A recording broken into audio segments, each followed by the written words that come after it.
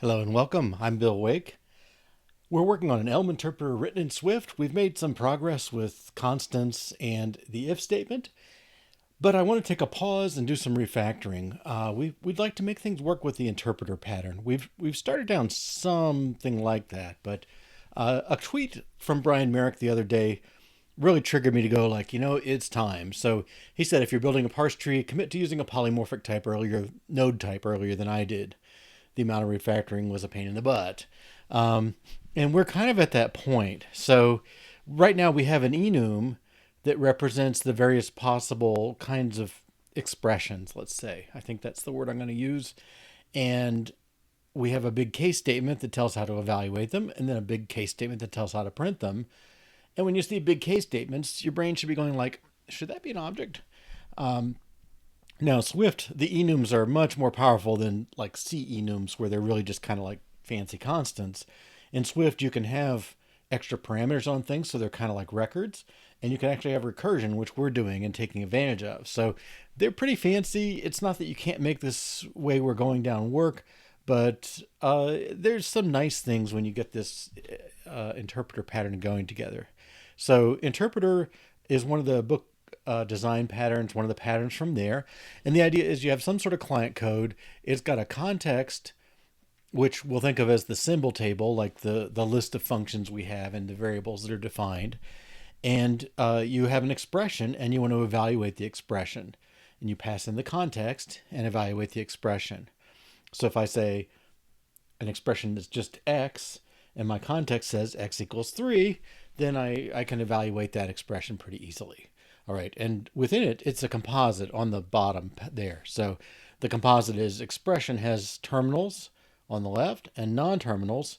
And notice the non-terminal has an arrow referencing back to the top level class. So if you think in what we have integer literals, float literals, and if statements, I think, and booleans and if statements at this point. So the if statement is definitely a non-terminal because an if statement has three expressions in it. It's got the Boolean clause you're evaluating to decide which of the other two regular expression the other two expressions, which one of those you want to return.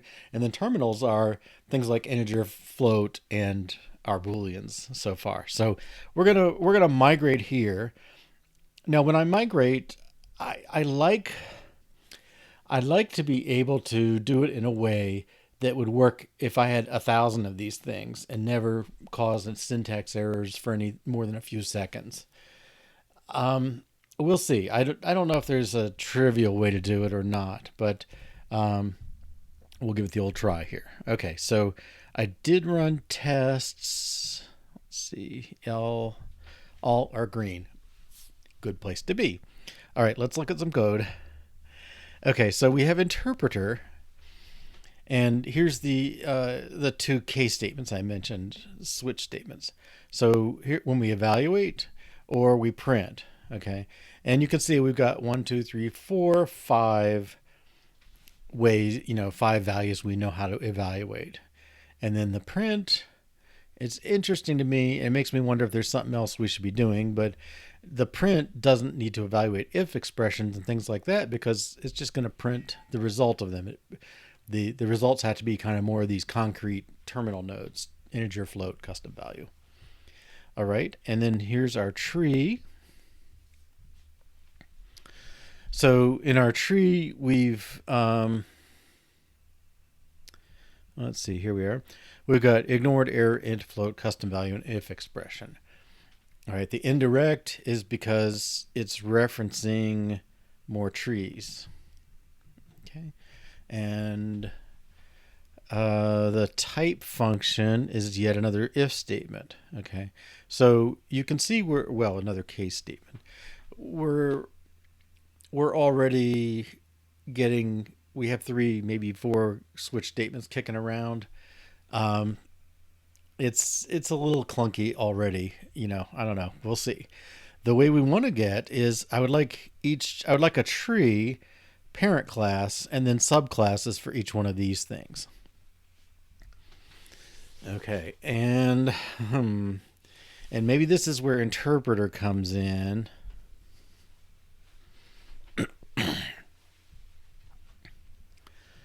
Let's see. So I'm trying to find that way through, and it makes me wonder if interpreter. Well, we don't have a context yet. That's another issue. But interpreter is kind of, I'm squinting. I don't know. I'm physically squinting, but I think I can look at interpreter as being the tree type and let it be the thing that grows the real tree, and then kill off the current tree type. That makes me want to name it to expression or something. But let's see what we can do first. So the thing is, where people are constructing them, let's see. So that would be our parser is producing trees. Let's get up here. So here's parse. Function parse produces a tree. And all these sub-parsers, expression and if statement and so on, also, they produce trees as well. What I'm wondering, see, the trick is to peel things off one at a time, right? Like, what if, let's see, where's tree? Get all the players out. All right, what if I had a new type of tree that was lowercase tree? And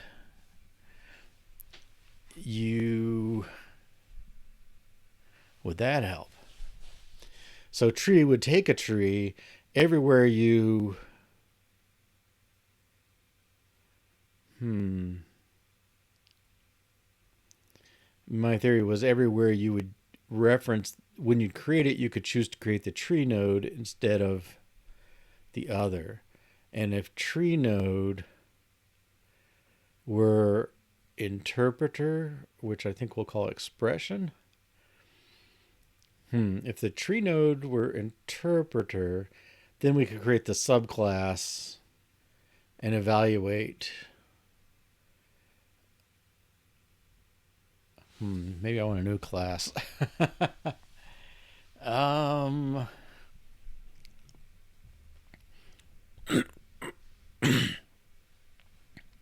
So interpret. Well, it's sort of our read, evaluate, print, or half of it. It's evaluate and print. What if you gave me a tree that contained an expression, where expression is a new type?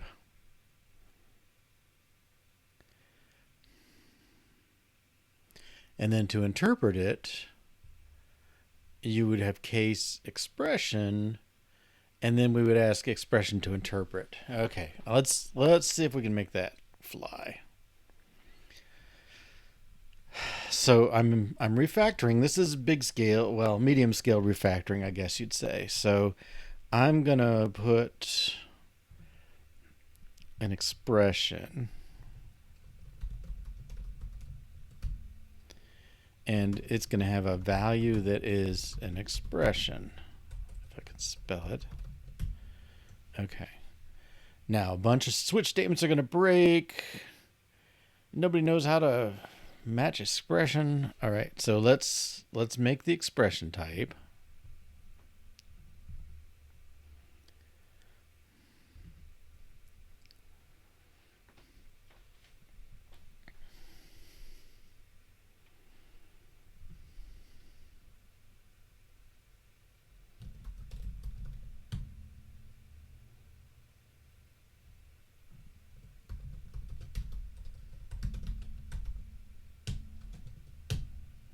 Okay. We've got an expression type. We know it has to be equatable to work with our tree. Yuff. Cannot type expression in scope. Okay. Let's add an extension. Expression is equatable.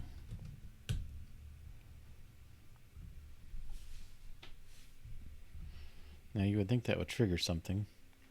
There we go. Protocol stub. Let's return false for now. Yeah, I don't know. This is maybe a little bigger step to call it refactoring. I don't know. We got a new class with a new thing. All right.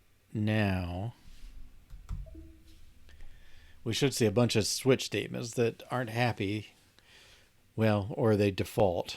But if we have any that we're laying out all the cases. Excuse me. Okay. Oh, well. We succeeded. Cool. Let's do this. And create the expression type.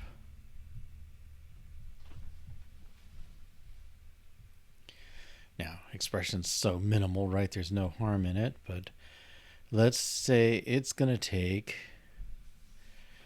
well, what's it got to do? So what I want to happen is in my parser, which I'll rearrange these things a little. Okay, in the parser, let's take off int. Instead of returning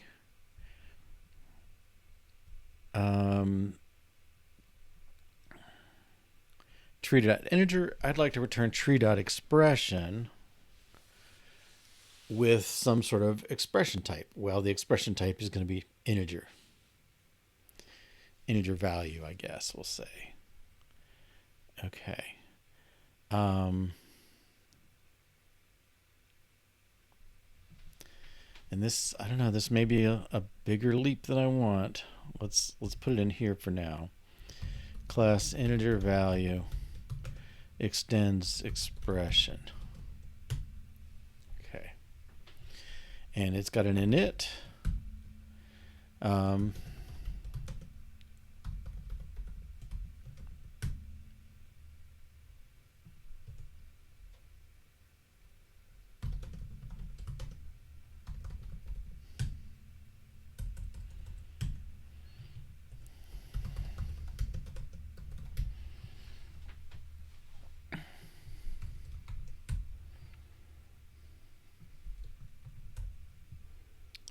Okay. No harm in that. Now, we return tree.expression with, oh, I guess we need a type as well.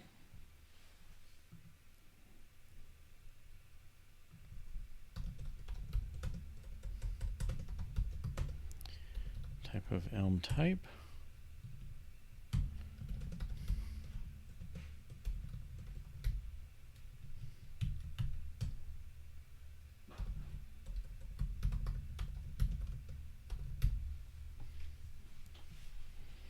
Okay. If the parser returns this expression type with these two things,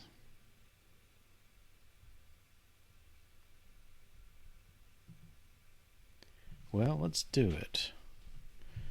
Tree.expression value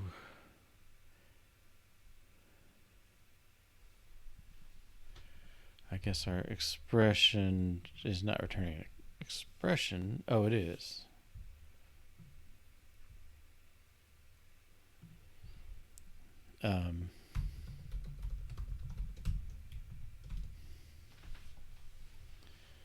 That. Okay. Now, interpreter does not know how to evaluate that. So this should fail. I guess this is my partial.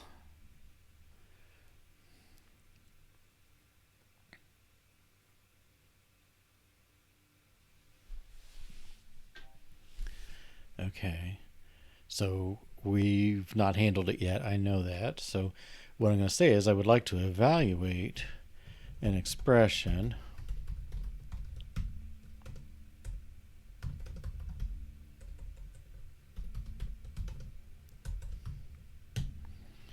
Okay, I've got a tree expression. I want to return expression.evaluate, which isn't on there yet.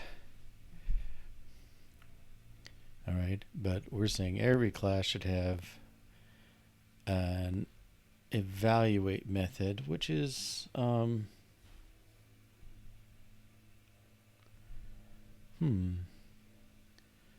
don't remember how to do abstract types in Swift. Swift abstract method. Was it just abstract? You get so used to.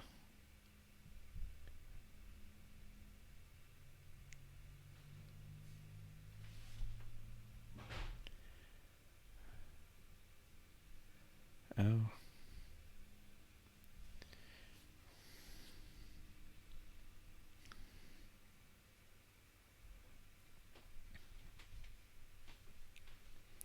Yeah, maybe this is the way to go. Protocols.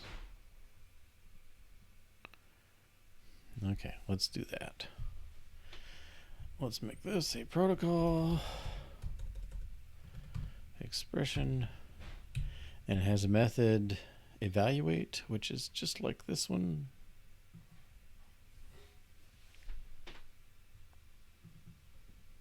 Except it's different.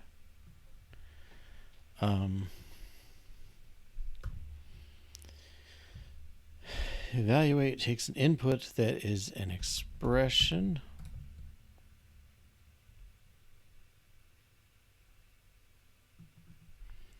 and it produces, let's say, a tree for now. All right.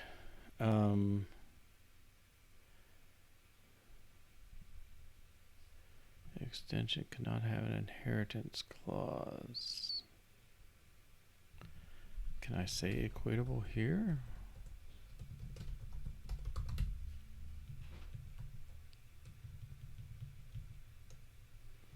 I don't know why that's an inheritance clause.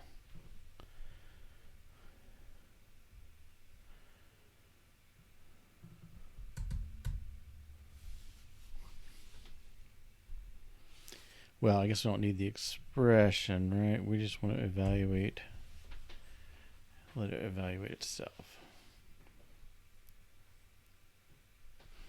Okay.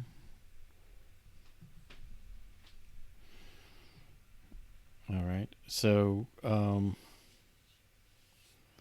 does not conform to expression. Interesting.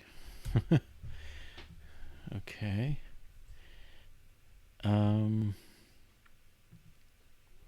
Whoops. Interpreter.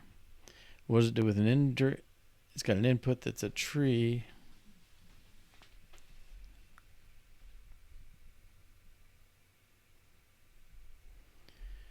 Well, it's returning, basically it's got this.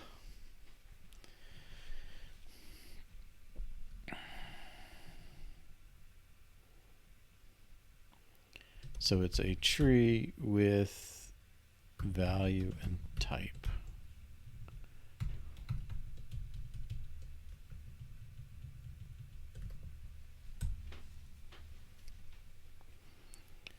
Tree cannot be constructed because it has no initializers. Tree.integer. Okay. Now, I think somebody's still going to complain. Maybe each of our things has to be equatable. Yeah. Tree does not conform to equatable. Expression does not conform to equatable, preventing synthesized conformance. If candidate would match if tree conformed. Okay, let's make this conform to equatable. I guess I'll put an extension on this.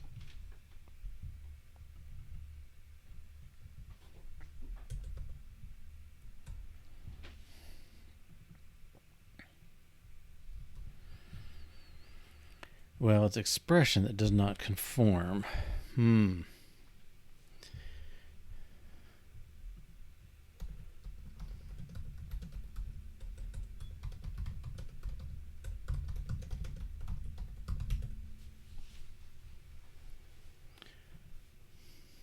that's the other way around.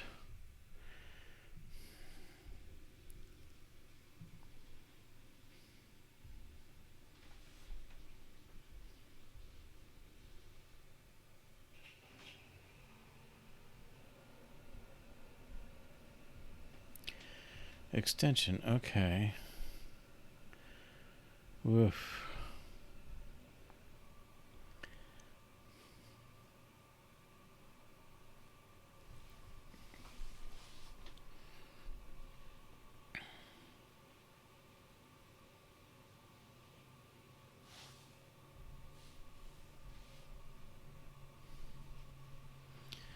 Well, that doesn't seem to work unless the children are all equatable.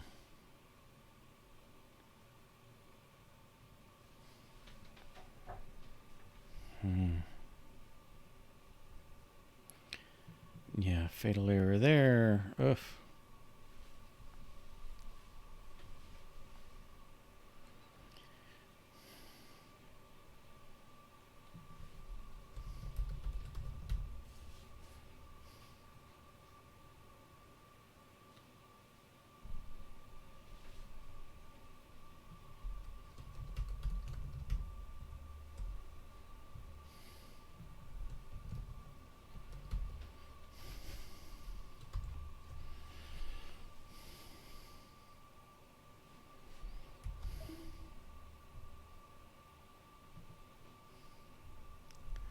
Tree does not conform to equatable.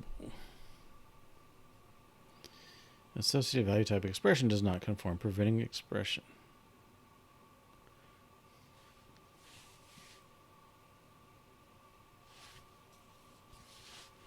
Lots of choices, none of which I conform to. Okay. They say protocol stubs. Let's see what they do. I don't want to mess with that.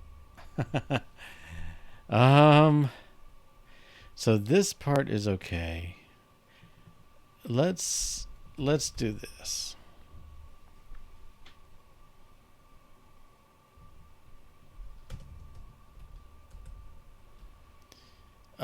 We'll return tree.error. All right. Now,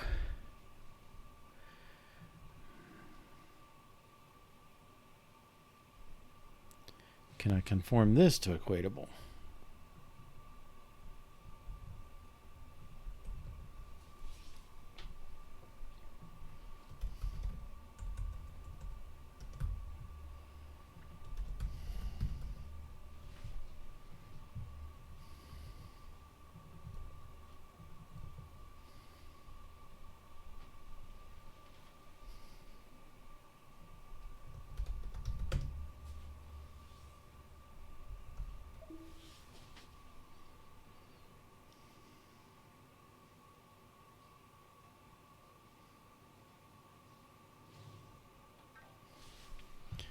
Okay, I think that's progress. Interpreter succeeds. Float is not equal to unexpected input. Free. Oh, that's the parent. Okay, our ifs are not 3 number, 3 float. Expected input. Am I going to revert? I feel like I've gone too far down the path. Expression of integer. Oh, where's interpreter? Okay, interpreter. If you get expression, we want to just evaluate the expression. That seems okay. And then evaluate. This does not seem great.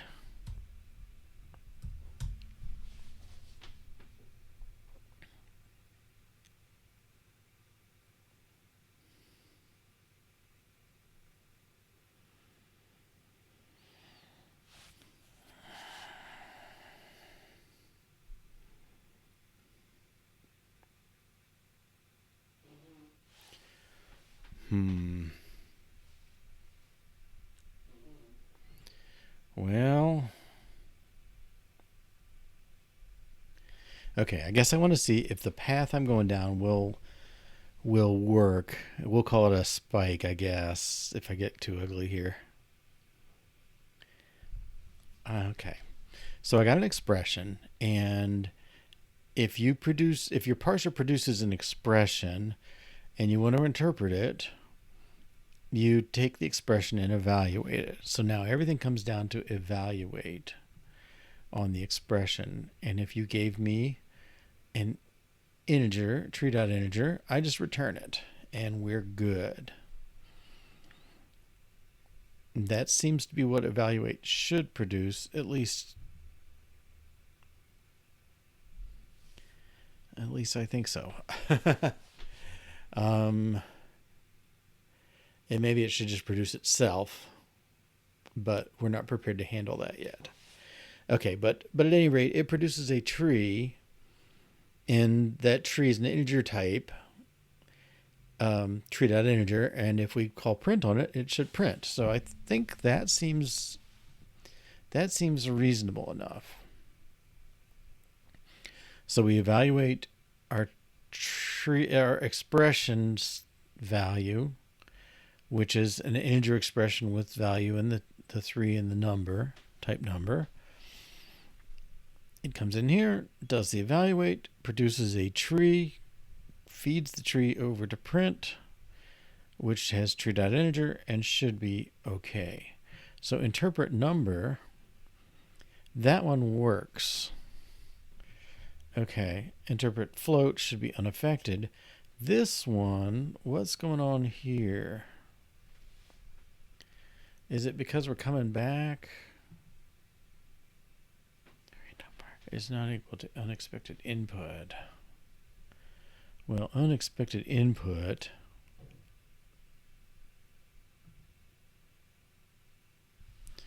Let's add our case. True.expression. Let value. Output.append. Weird got value. We'll see what that comes to. I mean, clearly somebody's getting down here with a weird expression, and that may be because my false says never match it. And okay, if 3 then 2 else 3, what do we get now? Unexpected input to print. Wow.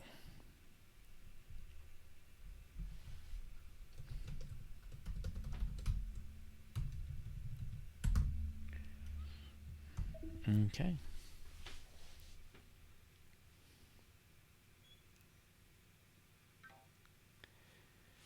Okay. I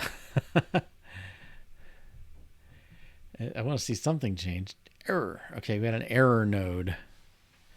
That's probably progress.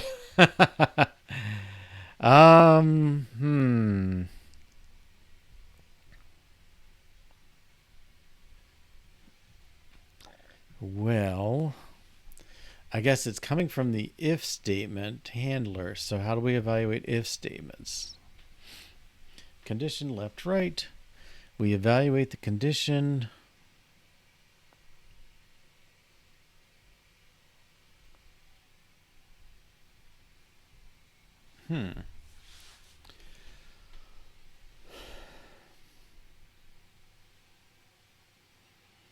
Well, I assume it's coming off of evaluate left is going to be the issue. So this is if true, then 3 else 2. If you come in here and our evaluate left is going to be evaluating, left will be a tree, sorry, an expression. And the way you evaluate an expression, you call its evaluate, which returns a tree. And always returns tree.integer. So let's break here. Right here. And we'll just run this test.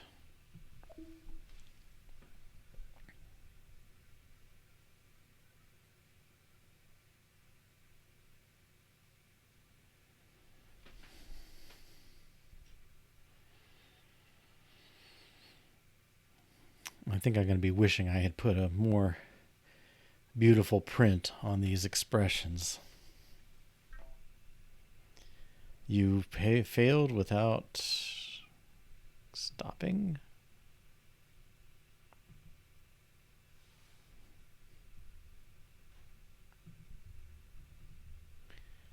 Let's try that again.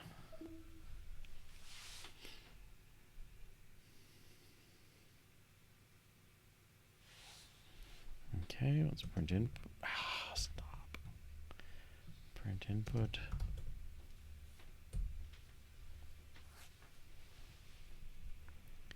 Input's an error. So the parse. Let's go up a level. Interpret value.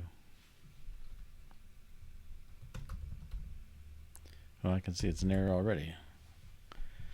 It's interpreting an error. So that means basically the parse had an error. Who calls interpret? Check interpreter succeeds.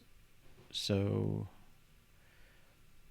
when we go in here with AST, it's already bad. So let's go into parse.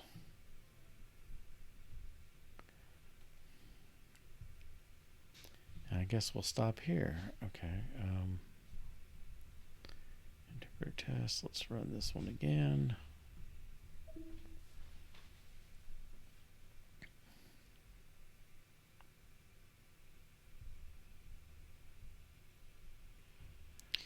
Okay, let's see what token is. Nice. Reserved if. Okay. And we'll parse if statement.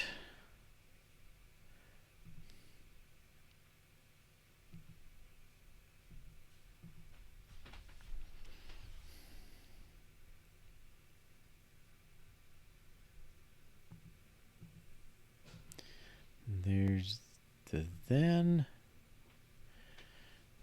Let's see. Left is an integer.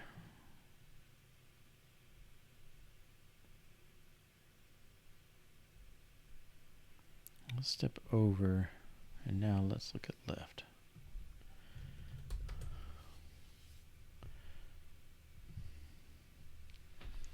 He's an expression with a value 3 and a type number. That seems right.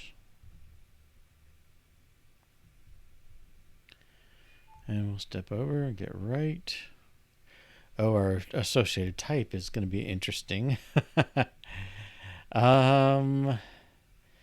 Print right should be similar.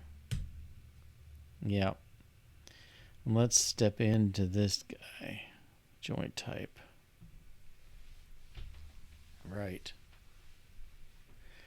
Doesn't know how to handle expressions. So, I mean, this in a nutshell is why we're making this refactoring. Although there's been a fair bit of code writing as well, hasn't there? But if we don't, well,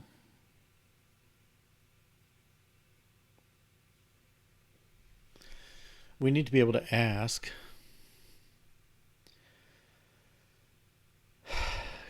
given an expression, what type are you?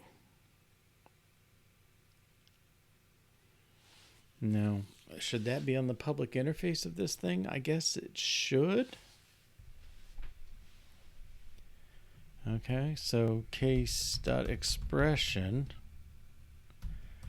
let value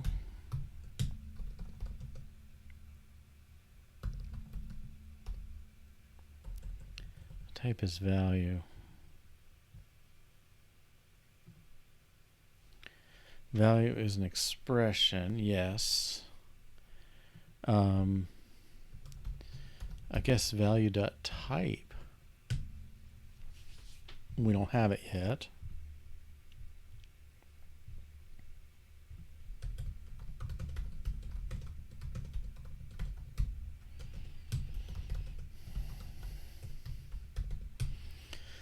Got a default.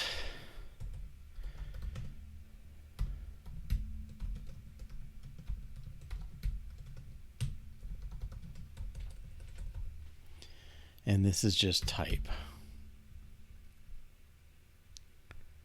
Okay. Override. I don't know if this is enough to do everything. Oh, type. Oh, I can't have the same name as the field. Ugh. So annoying.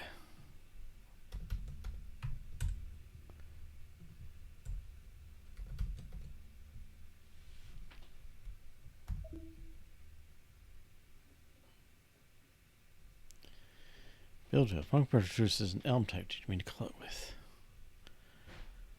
Oh, the type. Whew.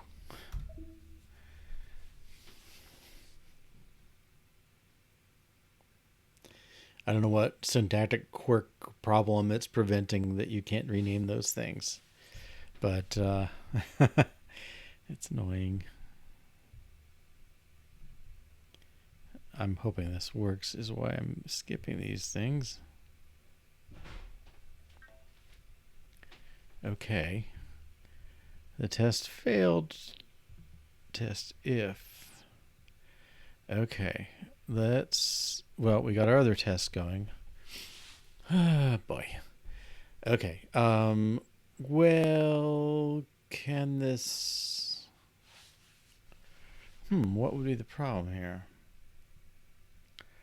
Custom value true with Boolean type bool. Trying to dip these things visually is not so good. Well, integer expression. Okay. Yeah, we've changed the result type of integers.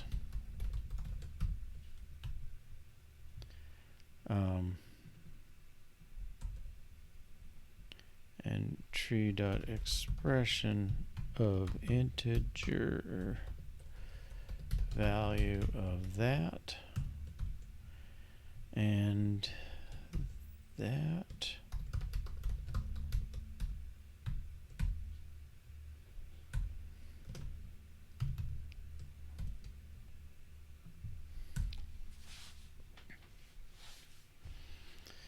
All right.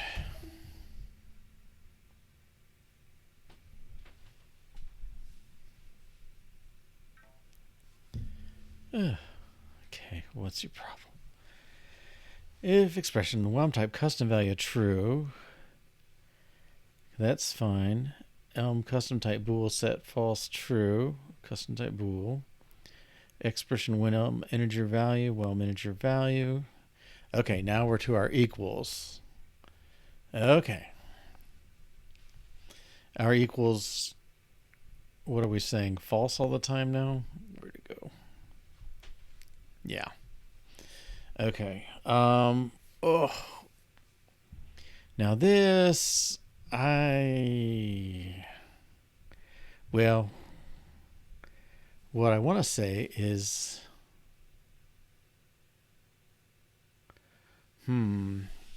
I want to get my polymorphic integer one. Can I do that?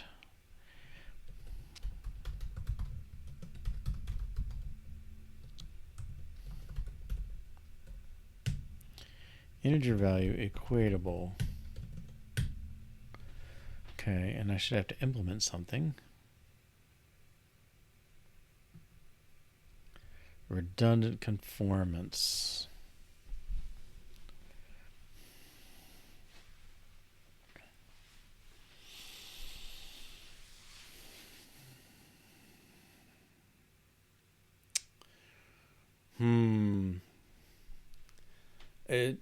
It may not be, you may not be supposed to mix equatable with polymorphism like this, is what I'm wondering.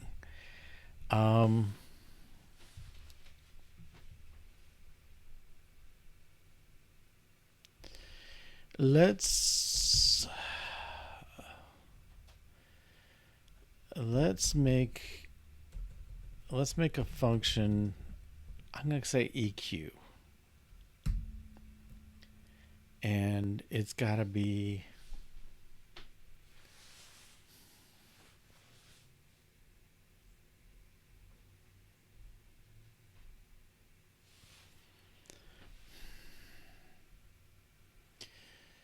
this is exactly why float and number and all that are in Elm, because it's such a mess to mix these types.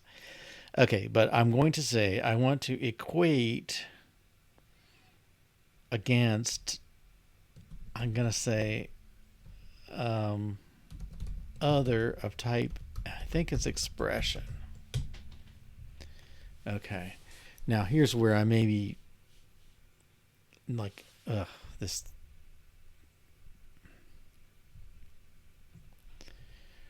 I want to say return LHS.EQ RHS. Okay, which means I need not a static function, but a function EQ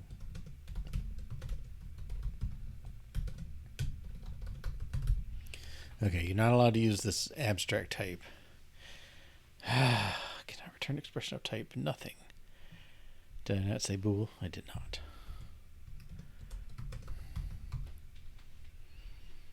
Okay.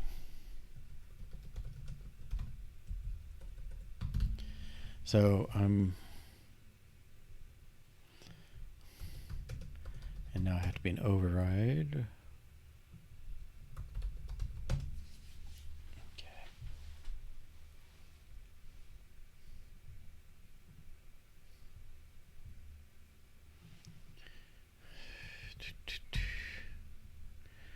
Overriding and extensions not supported. Oh. That one's okay, but this one is not.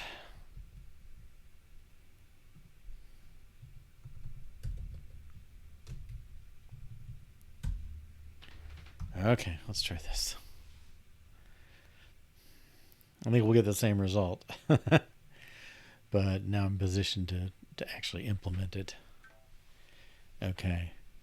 Where's my EQ? Did I lose it?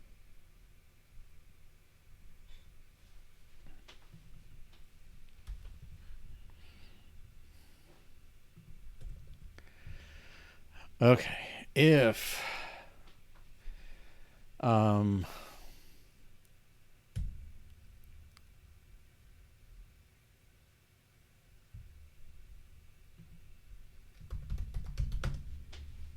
okay.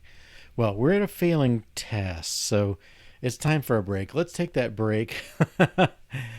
Clear my head a little. I think my strategy is going to be push this through till it's working, then backfill the EQ equality tests with actual tests on the equality. And then I think we can move on to the other types. So we'll take 2 or 3 minutes. Welcome back. All right, so we left off.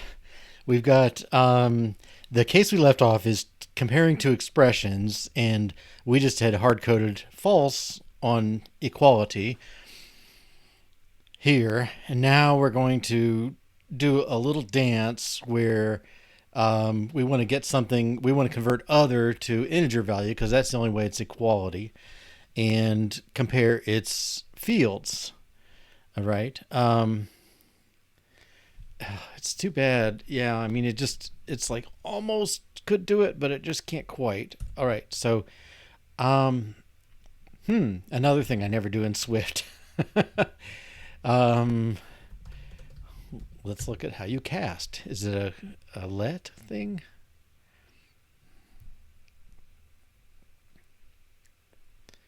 If item is, okay, that'll work. And then as, right? Oh, I can do it all in one step. Okay. Yeah, let's do that. If let other equals, can I do it that way? Other as question mark integer value.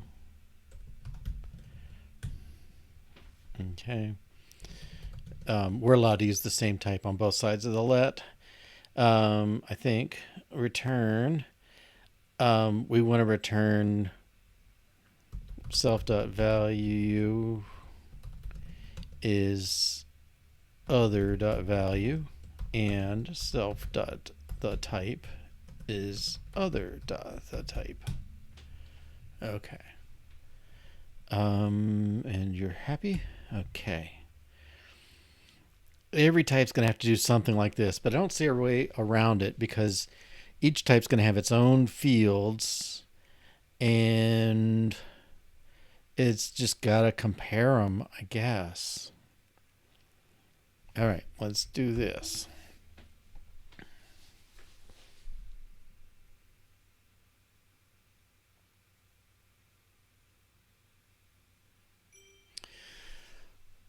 Cool. So I don't know. I was trying to do this thing that was kind of halfway between a refactoring and new development, maybe. It definitely was not pure refactoring. I don't know. I'm creating too much stuff from scratch. I don't mind creating the expression type, but this structure around equality, that's really a little bit messy. And then this evaluate, whether that's doing the right thing or not, I'm not clear. I mean, it works with our structure we have, but anyway, let's put some tests in. Okay. And I think we're to the point we need to do some more breaking up of our folders, I think, too.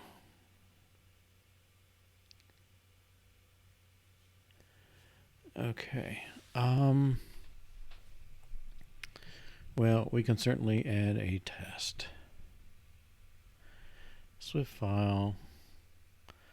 It'll be a test, but I think it's easier to just create it this way. So expression tests. And actually, let's just make it integer value tests.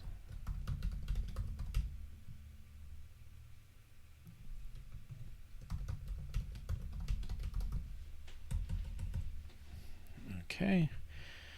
And borrowing, as I often do.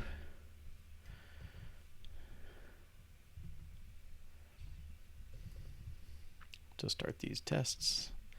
So integer value tests. Okay. Now, where's our expression? So I'm not.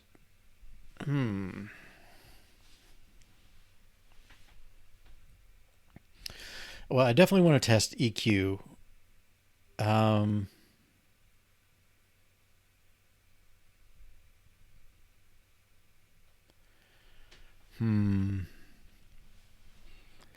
And this, I guess I'll test it, but I don't know if we're going to keep it this way. Okay. Well, test EQ. So, got this nice pattern from James Shore, and it's basically you want to test things, you create. Well, this is for value types. Is this a value type? I guess it is. We're treating it as expression values. So for a value type, you define two values that are equal and one that's not equal, and then you do the comparisons across those. Okay, so in our case, I think we want a not equal one. Well, I might do two not equals plus a third not equal. Let's split that up. Okay, so let's make two that should be the same. So let expression 1 is going to be integer value, and let's give it 2 and a type of elm type dot number. Okay. And expression 2 is the same set of values, and we want to assert equals expression 1, expression 2. Okay.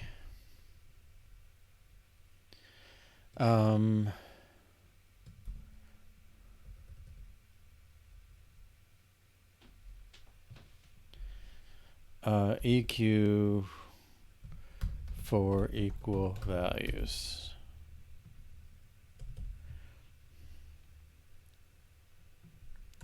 Yes. And I don't know, I'm bouncing around on my style on this thing. I used to just say EQ and be happy. Now I'm trying to be more explicit and I'm unhappy. So what does that tell you? Unequal values returns false. Okay. And I think it's fair to make let's make expression 3 as well. Okay, so this one has the same number and a different type. This one has a different number and the same type. Not equal expression 1 with expression 2. Expression 1 with expression 3.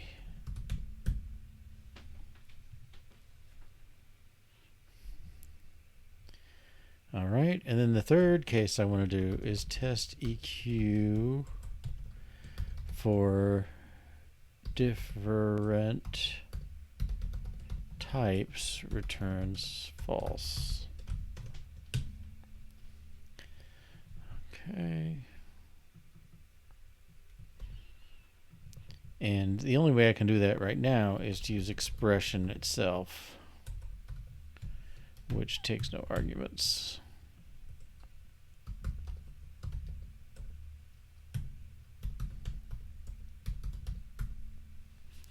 Okay, and let's force that. Let's consciously break it.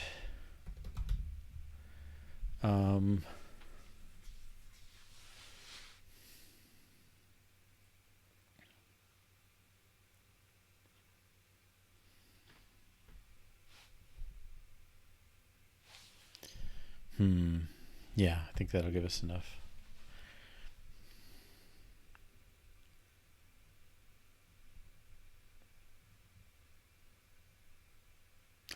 Expected the test around that last one to fail.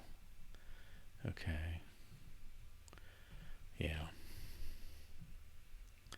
Right. Integer value is not equal to expression. Okay, and then we'll just test one side. Right. This should catch something. Okay.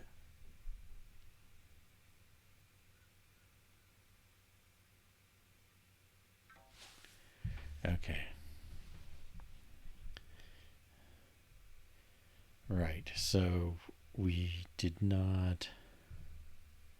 Okay, and let's rename this.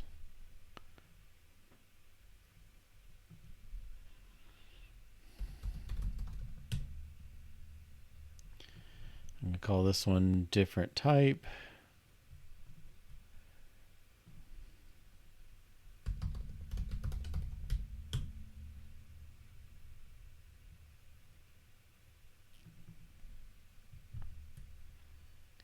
Different value.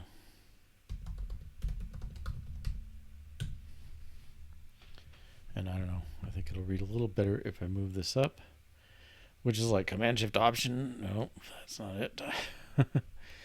I don't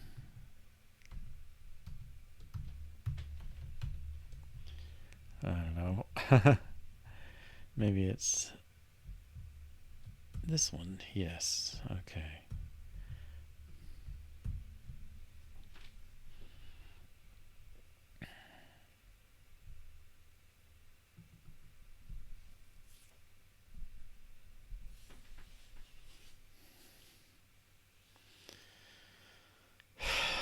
Different types. I don't know.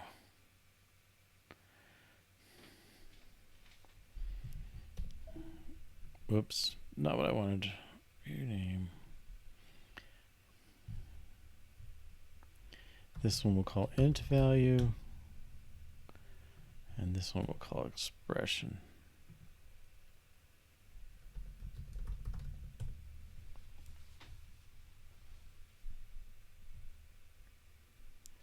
And let's put our equality back the right way and see how we're doing.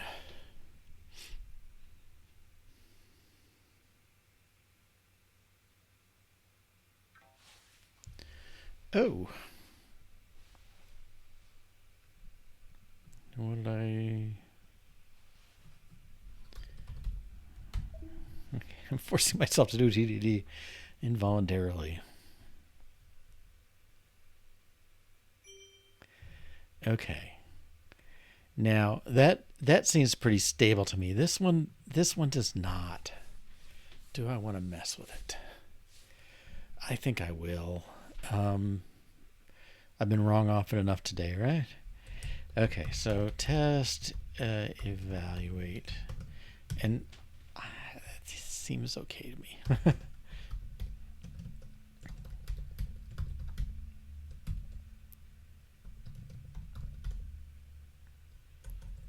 Can I do dot number? Oh, nice. Okay. Let's take that off. I think this is clear enough. The argument type tells it, so it can infer it. Okay. And then assert equal. We expect the result of this to be tree.integer one number if we do expr.evaluate.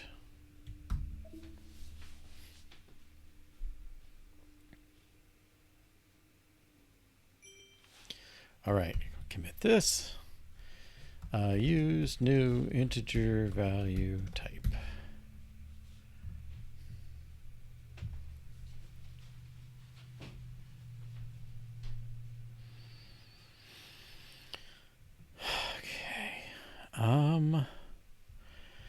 Right. It's easy to feel tangled in this, so I don't know. I don't I don't want to get lost. Well, okay, so we've got expression. The easy thing to do from here is to produce float value and custom value. The thing that might, well, okay, let's see. I've still got tree.integer floating around. Evaluate gets a tree.integer.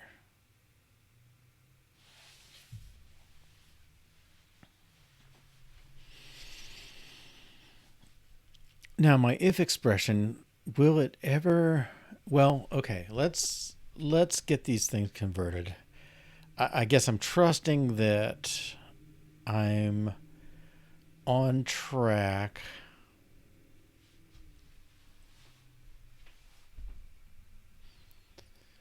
See, at some point in the end, I think integer value should just return self for the value.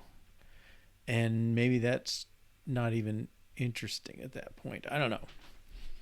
All right, if I had those, could I do if expression? And once I get everything down to expr.evaluate, then something should be going away. I mean, come on.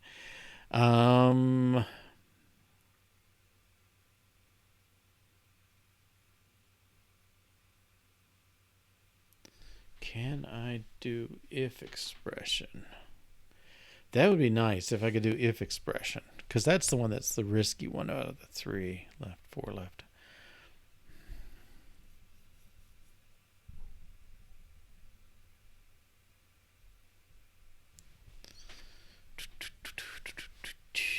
Okay, so if expression.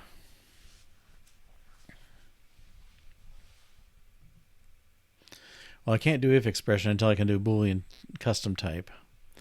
So let's do custom type next. Okay, custom value, custom type. All right, so I have tree of expression, and what I want to do is find my parser. Let's make sure we've used it completely. So I do not expect to see tree.integer value in the parser. Oh, okay, so let's look for tree.integer. Integer. Okay, that's, so the only place I did have it before was here.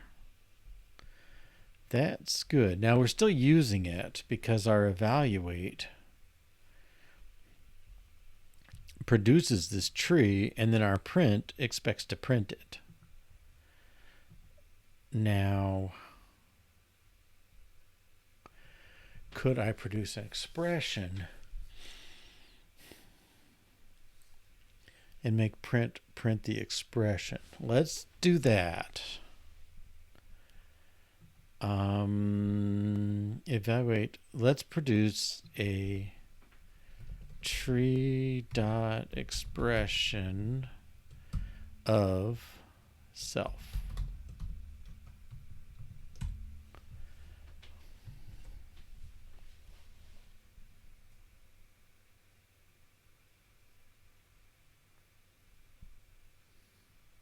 Because self is an expression, but I'm turning it back into a tree for the purposes of print, basically. Well, no, it's the purposes of evaluating the if too, right? So evaluate produces a tree. Okay, let's make that work in the interpreter. Okay, so we don't have a case yet for tree dot.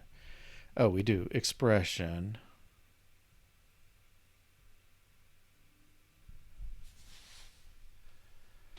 Has a value of tree, and if we got the value, it's a tree, we should be able to call print value.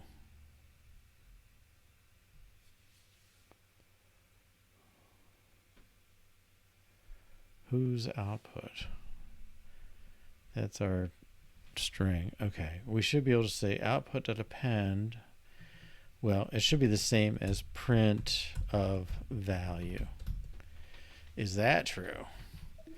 I don't think anybody call. Cannot convert value of type expression to expected argument type tree.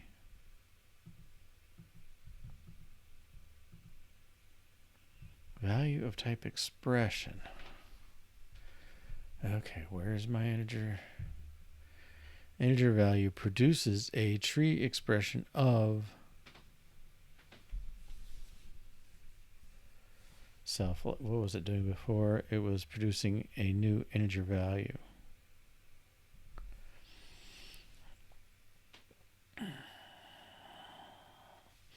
Okay, so if I produce an expression with self, I'm just wrapping it one more time.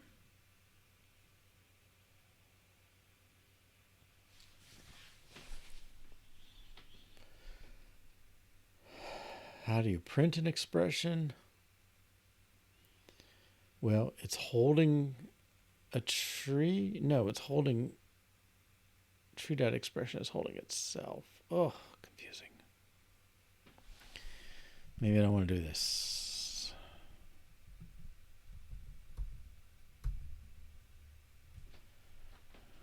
Okay. Evaluate produces a tree integer. Print.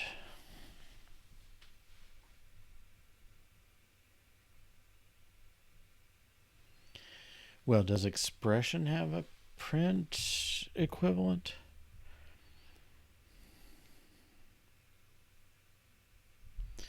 If expression had a method as string,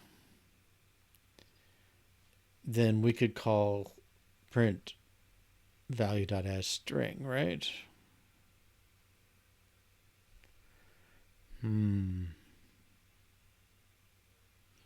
But right now we never get to tree of expression, so I don't think this is helping anything. I think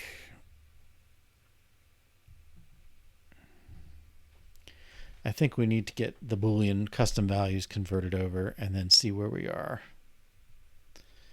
Okay. But at least we're getting one value at a time. So we have expression. We're saying there should be a custom value.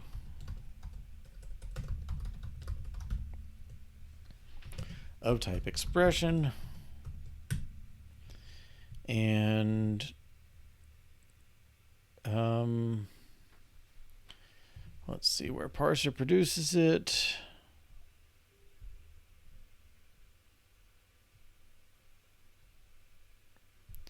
Uppercase name, and it produces a lookup, which is a tree.custom value, okay, with a type.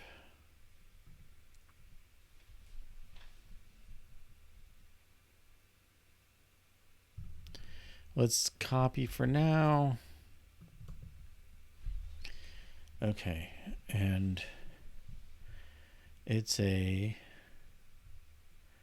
name and a type. And custom value name is just a string, I think. Yep.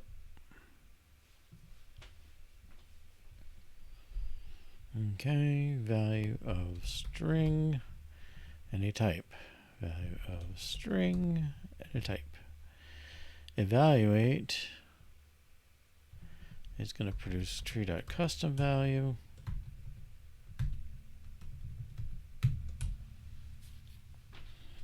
Value and type. The other as custom value. If self value equals other value and self type equals other type. Okay. No harm here. New type, but not referenced. And I don't know, there's some duplication.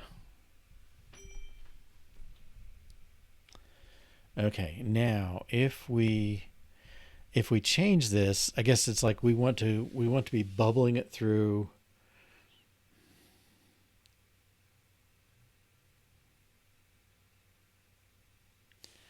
We want to bubble through and deal with each thing that comes up. So is this just custom value of name and the type?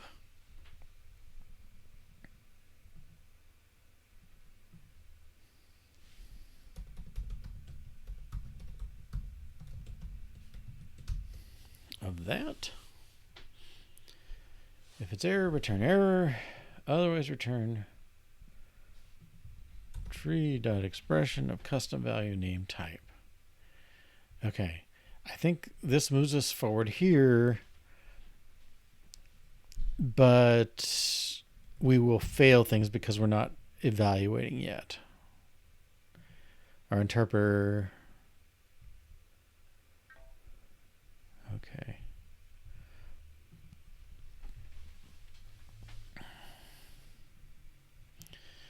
Now this one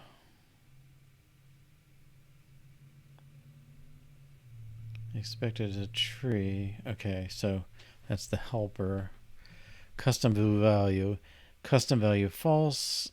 Custom type false true is not equal to expression custom value.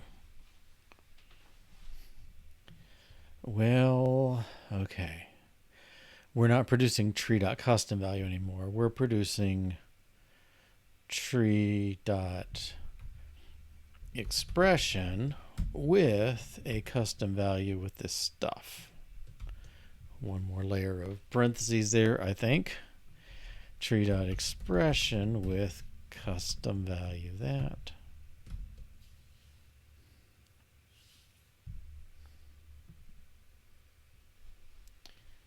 Okay. Let's see if that fixed that one. This one's a little more complicated situation. It did. Okay, and we got one test failing, which is the real test. Okay, so if true, Oh no, we're checking direct values again, aren't we?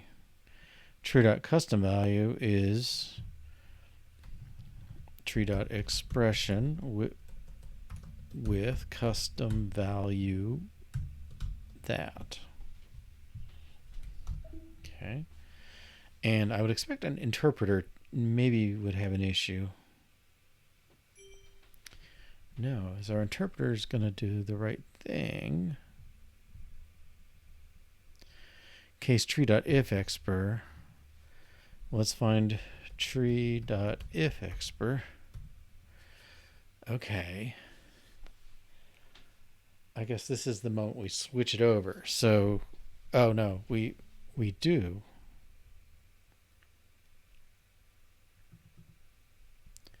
Oh, the question is how does it evaluate custom value? Do we ever see tree.custom value, I guess? Only in this one, because this one still got trees. So parser, does it ever produce custom value?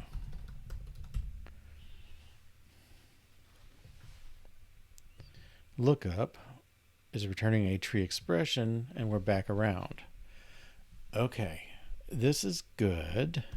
Okay, convert custom value to custom value expression type.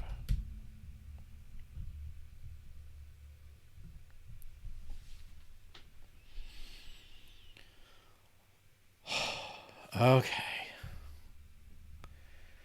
Integer value tests. Do I need the same tests? It's so painful that these things have different. The type stuff is getting in the way. I don't know. Do I want to even you can subclass these guys?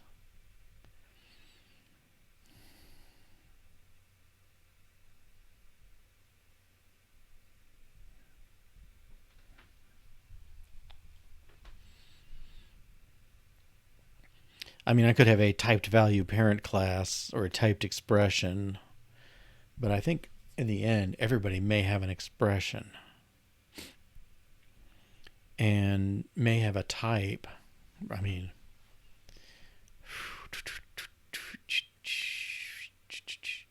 okay, so we got type here.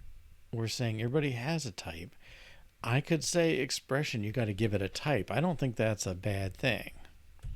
So let's do that refactoring. So we'll add an init with a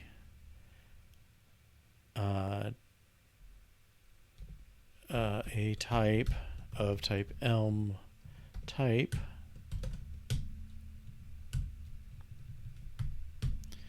and we'll have a let the type be of type Elm type, and assign it here. The type equals a type. All right.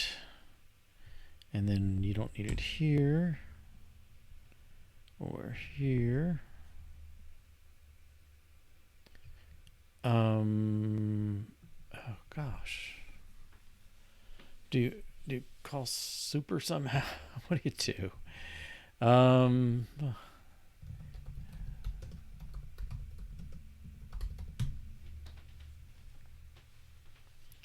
Let's see. Subclass Swift call parent constructor is what I want.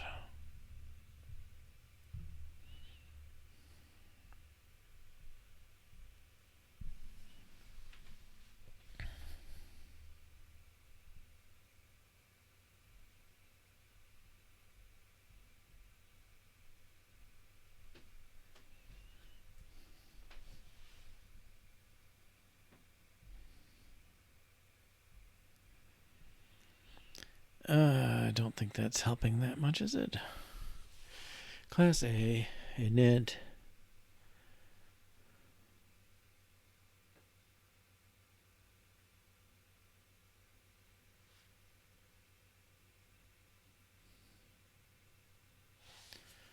Okay, I guess they're saying make this initializer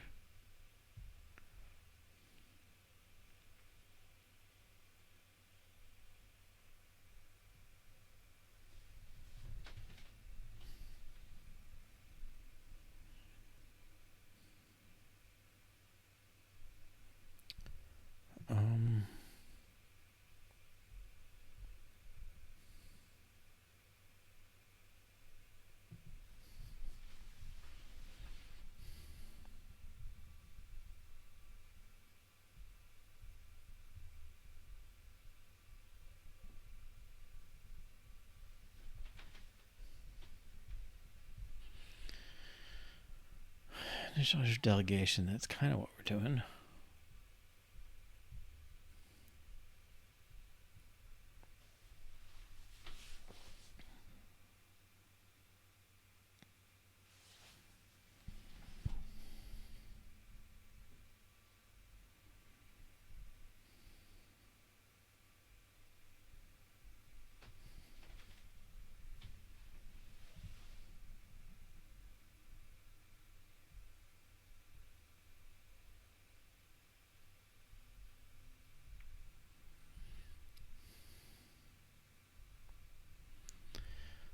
That other one, let's go back there a second.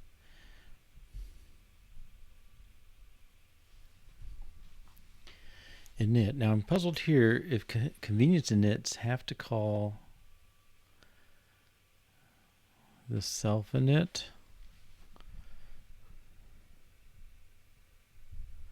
Okay, let's see what that means. Init here, so they're saying make this a convenience init and call self.init with type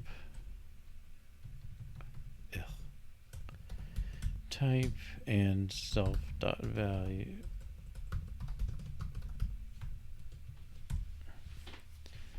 Is that what they're saying? Integer value has no initializers.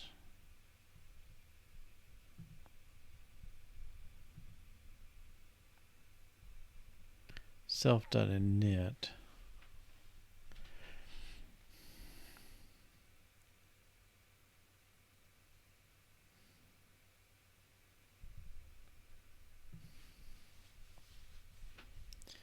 Maybe I should have been reading the Apple one. Down a ways. Default initializers.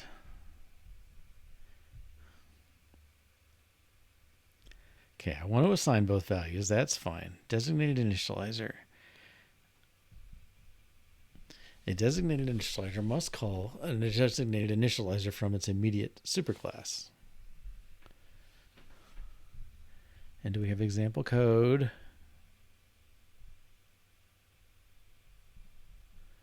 No. That's a weakness in this documentation there. I can override init. Let's try that.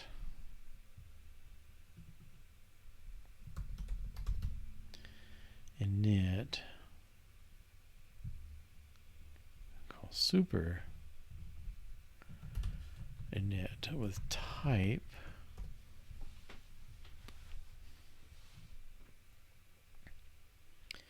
Initializer does not override a designated initializer from its superclass. No, it does not. So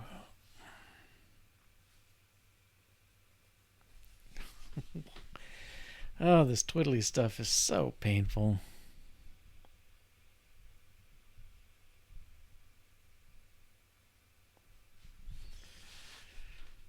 If your subclass doesn't define any designated initializers, it inherits. Okay, if your subclass provides implementation of all of them, it automatically inherits all the superclass convenience initializers.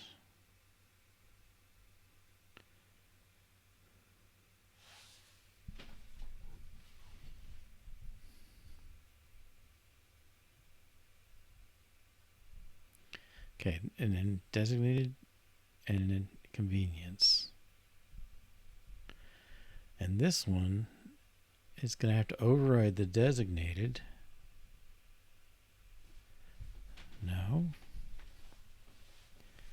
Init name.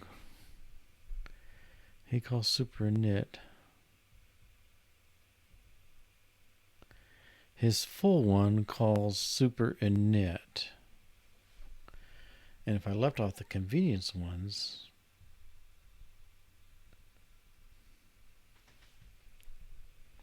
super init with the argument, nobody's calling the convenience ones. Okay, let's try this again.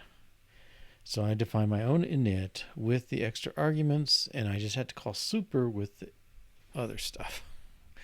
Didn't I try that?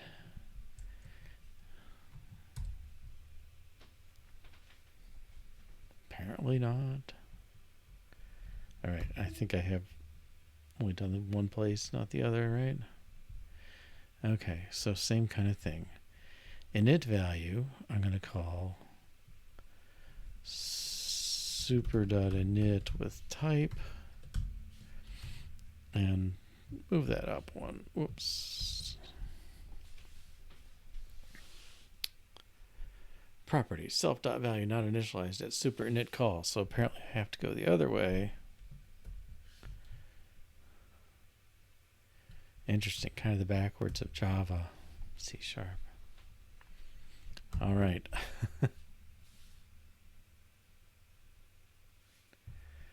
Missing argument. Expression. Okay, let's do dot number. Even though it's the same, it's not. Same Elm type, it's not the same type. Okay. Lose track of things. All right. Well, that's a good time for a break. So let's take 2 or 3 minutes. We'll come back, make sure this custom type is only, I guess we know it's only created here. So we'll carry forward. All right. So 2 minutes, maybe 3. All right. I think that was probably a short 2. All right. Let's go. So I think we're at a point. Well, okay, I'm bad about my to-do list. Let's get that thing updated. So interpreter produce a primitive result. Well, what we're really doing is convert from struct to classes for the interpreter nodes. Yeah, and that's really the accurate reflection, I think. Okay.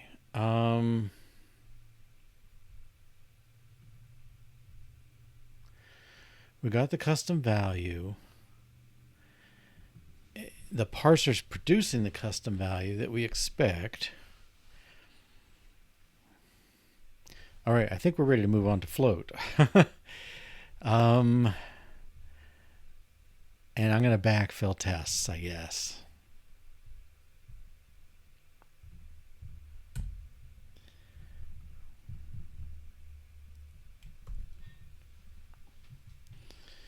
We can go here. All right, and this one is float value.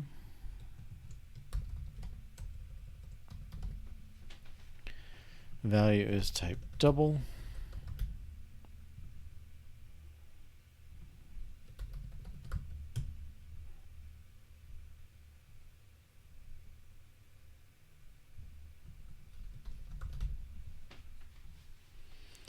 Right, so duplication, eh?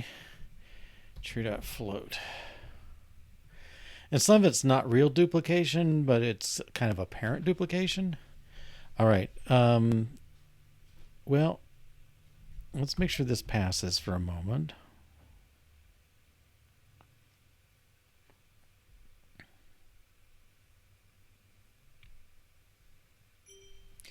Okay, I'm going to refactor a little bit here. I got the type. The reason to put it up here was so I could return it. The type. And then I don't need to override anymore. So I'm getting rid of the duplication. And if I need to, I can introduce a void type. And that will just sort of be like ignore the type.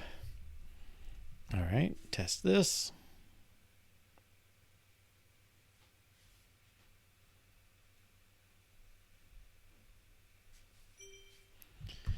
Okay, so we introduced float value type, and we moved type to the parent expression type. Okay, commit. All right, now who's using it? Well, there's float types in here. Okay, so token float, we call expression. Here's token float. We've got elixir get, and we're just going to wrap it just like we did these. True dot expression with float value of that and that. And let's look for float again. Token float expression, token float value, value, and back around. All right, this should pass. Thanks, Code Wrangler.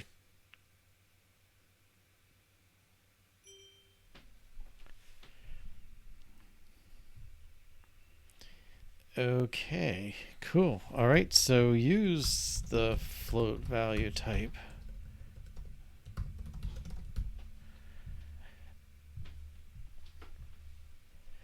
Okay, cool. Yeah, join anytime. And I'm catching them on YouTube too. They're coming a couple weeks late from the current ones if you really want to look at a piece there. But yeah, it's definitely in the CS area. All right, catch you later, man. Or woman. Sorry. Gotta get those words out of my mouth. Okay. All right, so I think we've gotten a ways here. Let's see what's left. So we don't have an analog for if yet. So what we have these three types: integer, float, custom value. Those really are the leaf types, and I would love to just let them be the leaves of this tree, and get rid of this enum completely. I mean, it's already, it's got the recursion and all that stuff. You know, we're trying to move the recursion over to this new type. All right, so this is a painful refactoring. I know, but the float value wasn't too bad, you got to admit. All right, let's look at if expression. Okay, so here, this tree if expression, we're ready to make a new type for that. Okay, so just like we did these others, I'm going to pull this over and just copy for starting point. All right, and this is if expression. All right, so the value, well, if expressions have three things. They have four actually. Condition, left, right, and Elm type. Okay, so expression, we need a condition of type, I want to say expression. I'm hoping this all works out. And a left of type expression and a right of type expression. Okay. Condition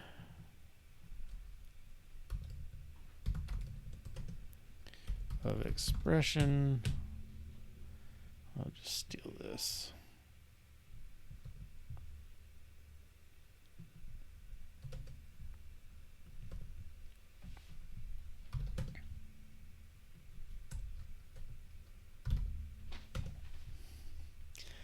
Right expression. Okay, now we go to assign them. Self dot condition equals condition. Self dot left equals left. Self dot right equal right. Okay. Now evaluate is going to be tricky. Okay, let's do EQ for the moment. So EQ says, are you the same as that? Well, you both got to be an if expression.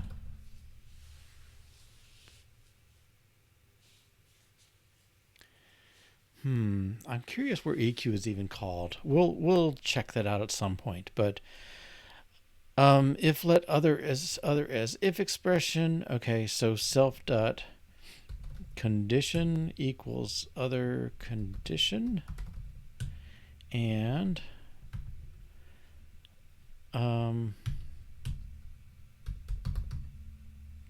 self dot left equals other dot left, and self dot right equals other dot right.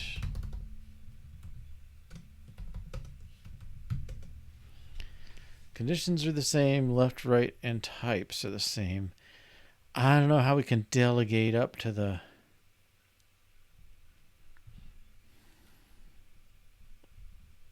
I don't know if it's worth delegating up to the parent, but all right. And then tree.custom value type.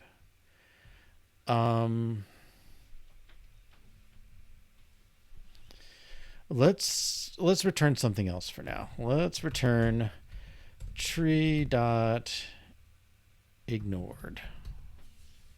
Is that good? I think so. I want people to break when we evaluate it, but I want everything to pass till then. So let's get the parsing right. Actually, we're not using it yet, are we? So shouldn't be a problem. Right, so we got the parser. Tree.expr, well, now I want to make it tree.expression of if expression, all that stuff. Okay.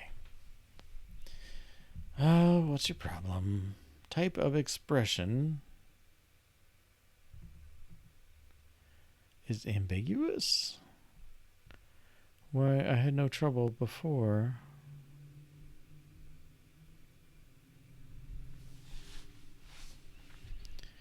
Did I not declare something here?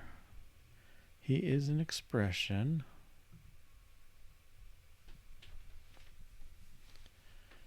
Type of expression. Tree.expression. Tree.expression. I don't know what I would have done here.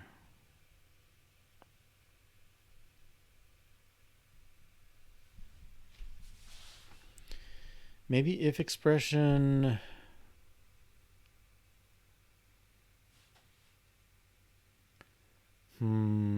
He's still got the tree types in there, I think.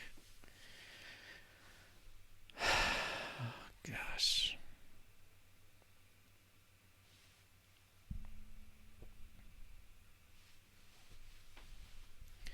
Let's look at type of expression, right? It's all still trees. Yeah. So I'm trying to pass a tree in here. Oh, do I want that? I guess for now, I gotta live with it.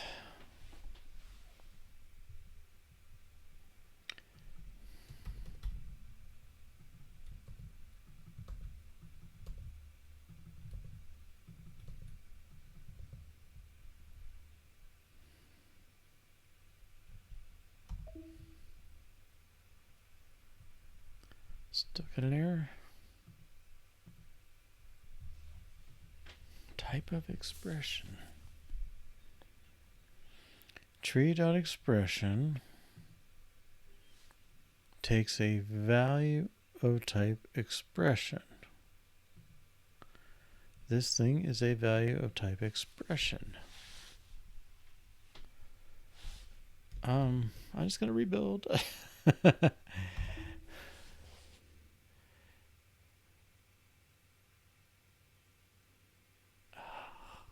What's the problem? Okay. Type of condition is tree. Type of left is tree. Type of right is tree. Type of result type is Elm type. So that's tree, tree, tree, Elm type. Your mission is expression is ambiguous without more context. Well, let's pull it out. Let expression of type expression equal this.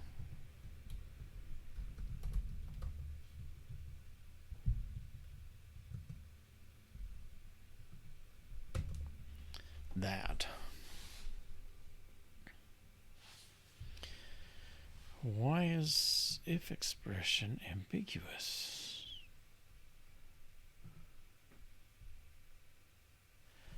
I'm going to rename this. Do I have another if expression kicking around?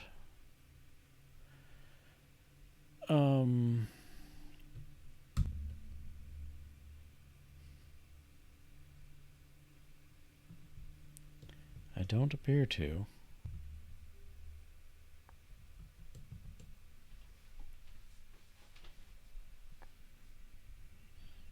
Type of expression is ambiguous.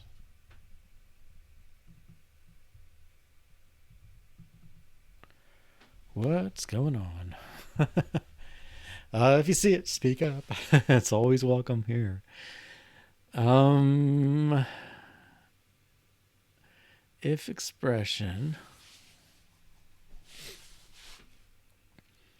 takes a condition left, right, or trees and an elm type.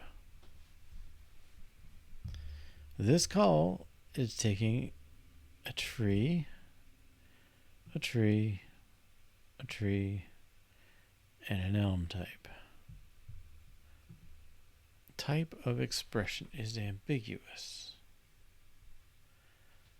Maybe the word expression when I'm using expression. No.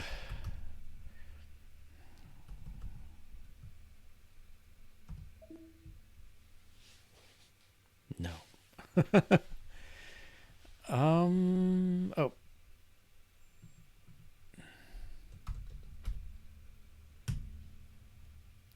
Why was that in there twice? Was that weird?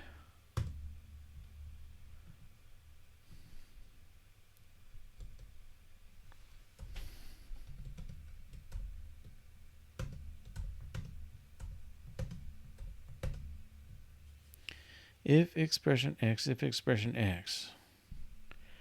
Well, I gotta admit, that looks ambiguous.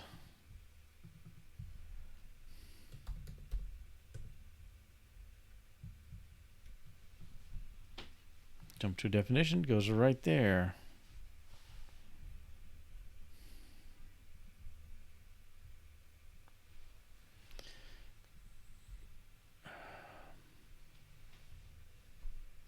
I don't see the issue here.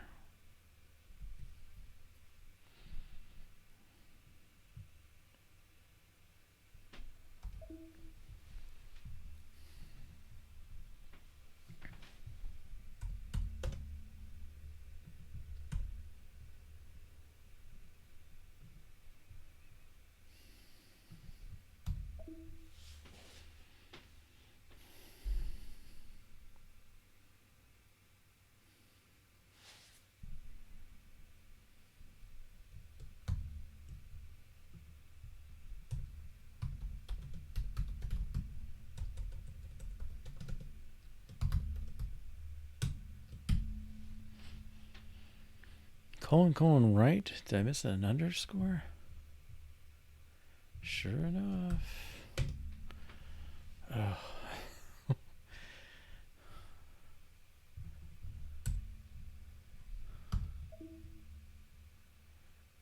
Okay, I can inline this thing again. Wowzers. That message could be improved. Well, it doesn't work yet, does it?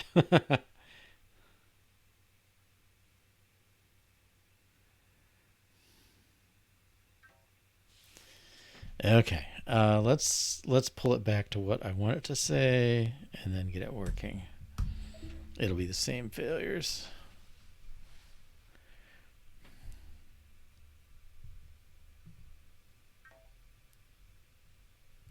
Okay, this is the interpret.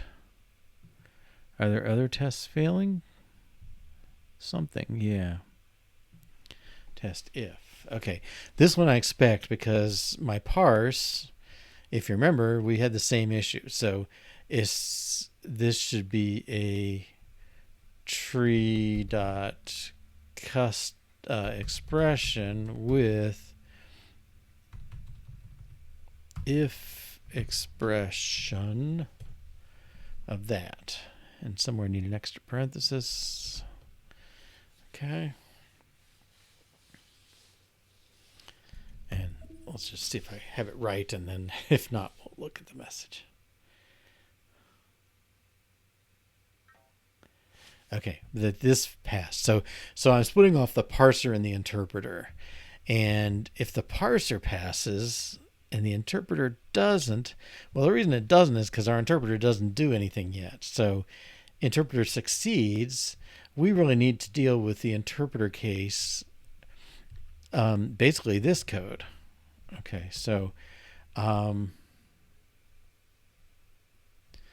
this if expression. How do we evaluate an if expression?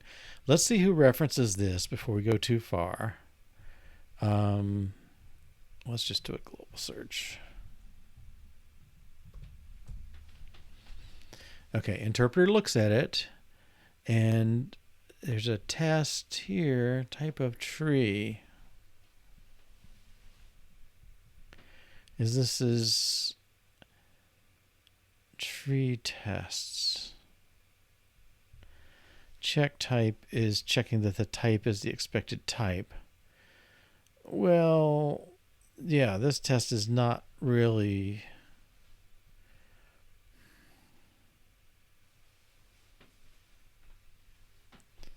Well, he's using that. Okay.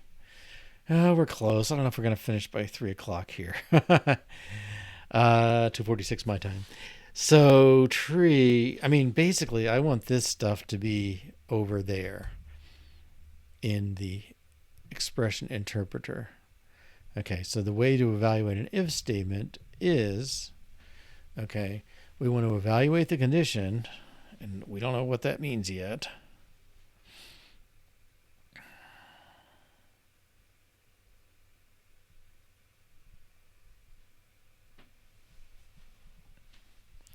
Well, we know it's interpreter. It's the evaluating the interpreter thing. So we do something to condition. So I think what we want to say is condition.evaluate. Okay, so you evaluate our condition, and then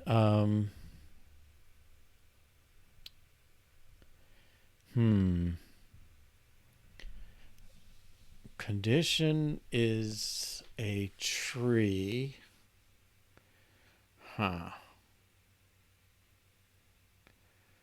Condition's a tree. Can I evaluate... Sorry, condition's a Boolean in tree structure.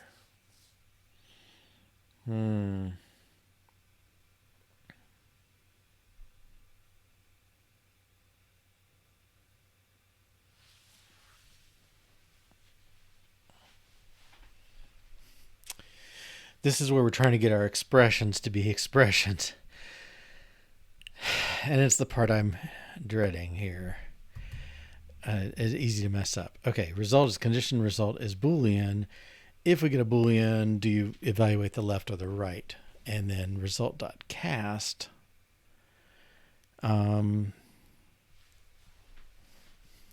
is structuring the value as that. Okay, so oh boy. So we're coming in with evaluate, and what we have is guaranteed to be a tree dot expression at this point. Because if you look at our parser, okay, so I hate to argue through these things, but our parser, when it sees an integer, it always puts a tree dot expression. Okay, and even here, if it's a tree dot expression, the way to evaluate it is to evaluate the inner stuff. Okay, so let's kind of force that assumption or check that assumption. So if let my condition equals condition, it's condition. Condition is a tree. If it equals tree dot expression with let how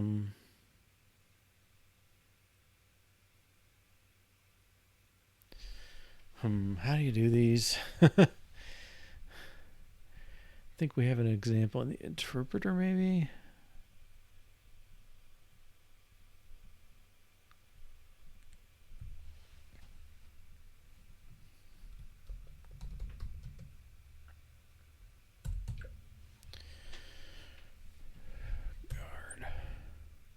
Really? I only used guard once in the whole thing?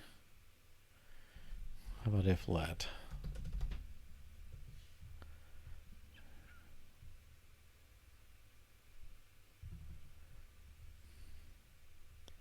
Really? Wow. Okay. Where's interpreter? So if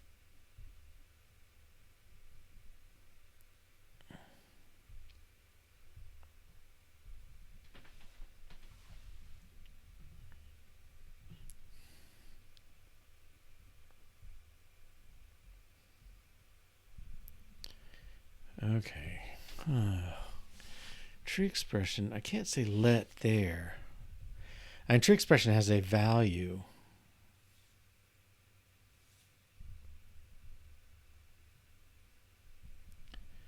I just had to look. Sorry. If let with enum Swift.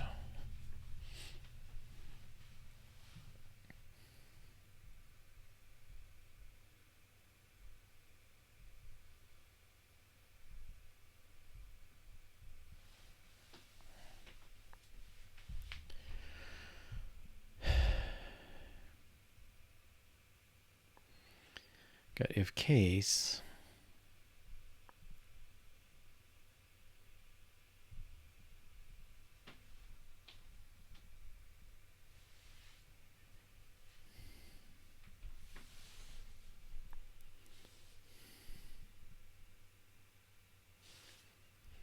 Okay, let's try that. If case Swift.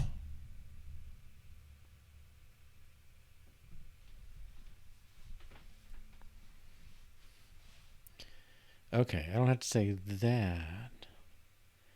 It binds it.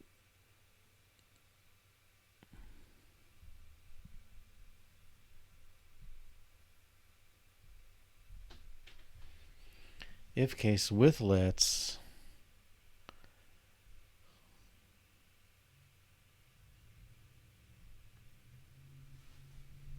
Okay, if case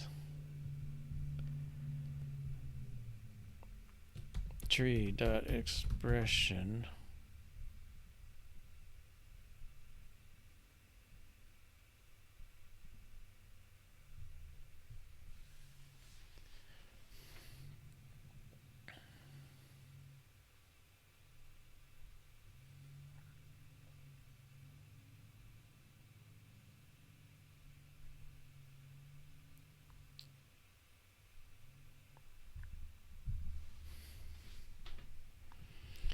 if case let tree expression.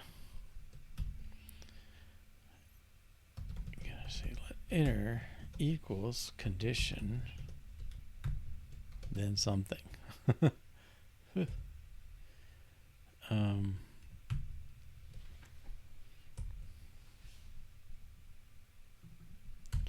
But I can reference it.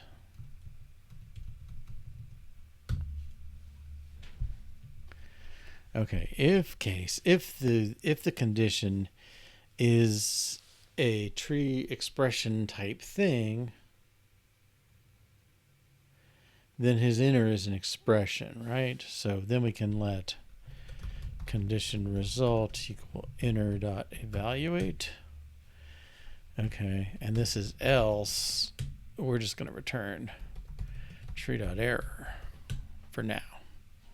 All right. So if the condition is of the form tree expression inner, then we can get the condition result. And that's this evaluate. Okay. Otherwise, we're going to take the condition result as a Boolean. Let's pull this inside. Okay. Take the condition result as a Boolean and then evaluate left. Okay, now here we are again. Ugh.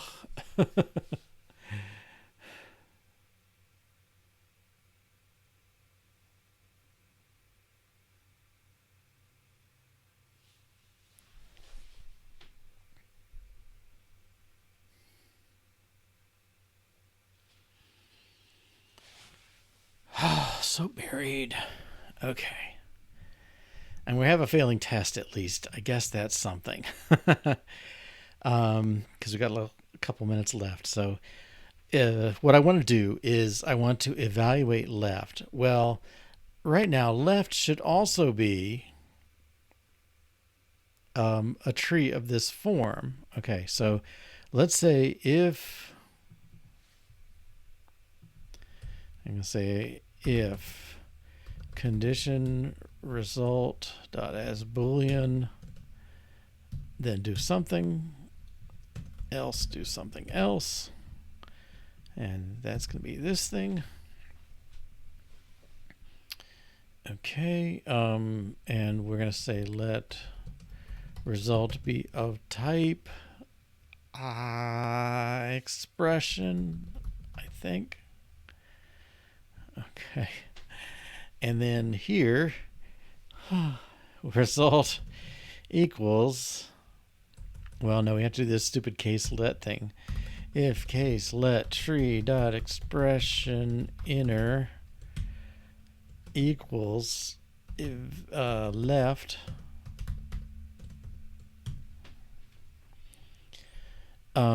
then the left is already one of our expression trees, and we know how to evaluate that.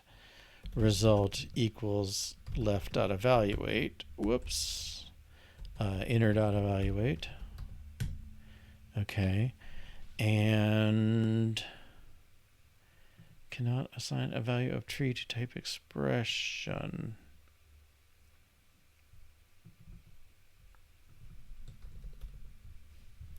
Okay.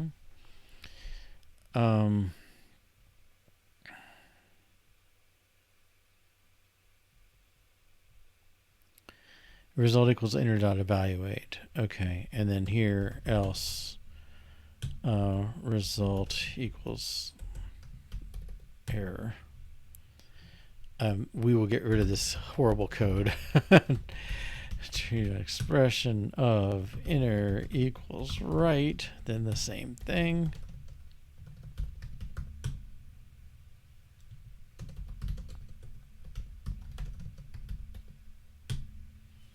Okay, and now type. What do we got? Result dot cast type. I guess that's the type.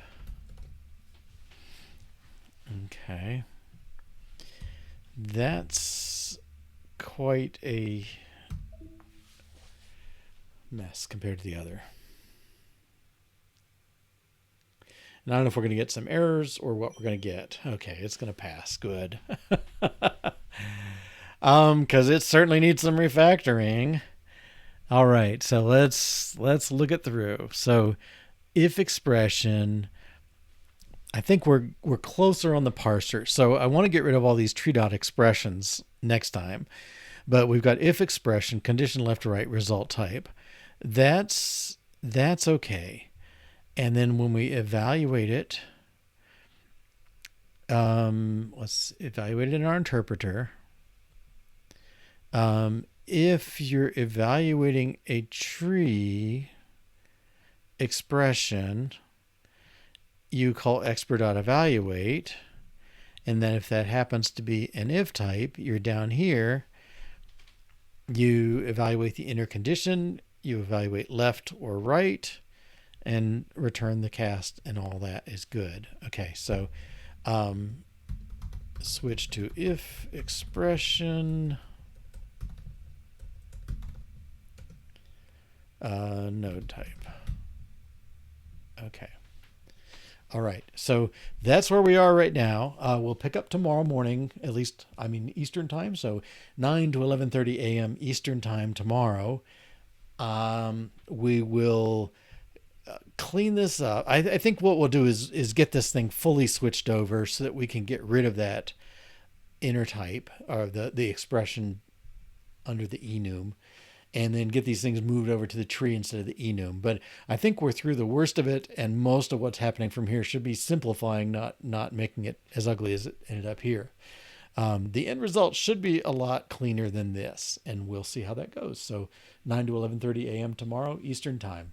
Thanks for joining me today, and I'll see you another time, I hope. Bye-bye.